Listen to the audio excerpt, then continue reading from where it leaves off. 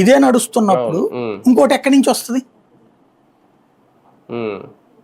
Rajakesh Reddy arrest అయిన తర్వాత ఈ పేర్లన్నీ బయటకు వస్తున్నాయా సార్? ఆయన చెప్తున్నారా, లేదంటే ఆయన ఏమన్నా అప్రూవర్ గా మారతాడా భవిష్యత్తు? ఆయన అవ్వమని అడుగుతున్నారు. ఆయన అప్రూవ్ అవడం అంటే ఏంటి? ఆయన నేరాన్ని ఒప్పుకున్నట్టు అవుతుంది. అప్పుడు ఆయన ఆస్తులన్నీ పోతాయి. అవును, అందుకు ఒప్పుకుంటాడు ఆయన బేసిక్గా. ఆల్రెడీ ఇంతకుముందే తెచ్చేసుకున్నాడు కదా, అరెస్ట్ తర్వాత జైలు, రిమాండ్ రిపోర్ట్, ఆ తర్వాత ఇంకేముంటది?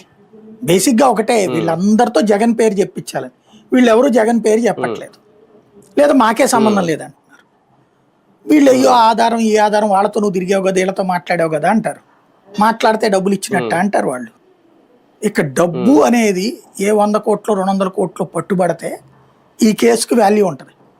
మిగతాదంతా ఫ్రేమ్ వర్క్ తప్పించి, లేదా కనీసం ఇదిగో ఈ సంస్థ ఫ్లోట్ చేశారు, ఇది వచ్చాకనే ఫ్లోట్ చేశారు, దీంట్లోకి డబ్బులు ఇచ్చారు, ఇట్లాంటిదన్నా ప్రూవ్ చేయగలగాలి. అదేం లేనప్పుడు వర్కౌట్ కాదు. కానీ ఒక సందర్భంలో ఆలోచిస్తే, ఒక కోణంలో ఆలోచిస్తే, విజయసాయి రెడ్డి గారు చెప్పింది ఏమన్నా నిజమవుతుందా? ఇప్పుడు ఈ ధనుంజయ రెడ్డి గారు వీళ్ళందరూ కూడా ఆయన ముందు నుంచి ఒక కోటరీ, జగన్ చుట్టూ ఒక కోటరీ ఉందన్నారు. ఆ కోటరీలో ఉన్న వాళ్ళందరూ ఇప్పుడు ఈ లిక్కర్ స్కామ్ లో ఇరుక్కోబోతున్నారు, అరెస్ట్. అప్పుడు ఆయన కూడా కోటరీలో ఉండి అరెస్ట్ అవ్వాలి కదా లెక్క ప్రకారం. అయితే ఆయన ప్రధాన కోటరీ ముందే చెప్పేశాడు కదా, 2 మీటింగ్లో ఉన్నాను తర్వాత. అది కాదు, కోటరీ అనే పాయింట్ వస్తే జగన్ అధికారంలో ఉన్నంత వరకు ఆయన కోటరీలో భాగస్వామే కదా. ఆయన తెలియదని చెప్తే మరి అప్పుడు ఇంకెవరికి తెలియదు, అంతే కదా. అంటే ఆయన తప్పించి అందులో ఆయన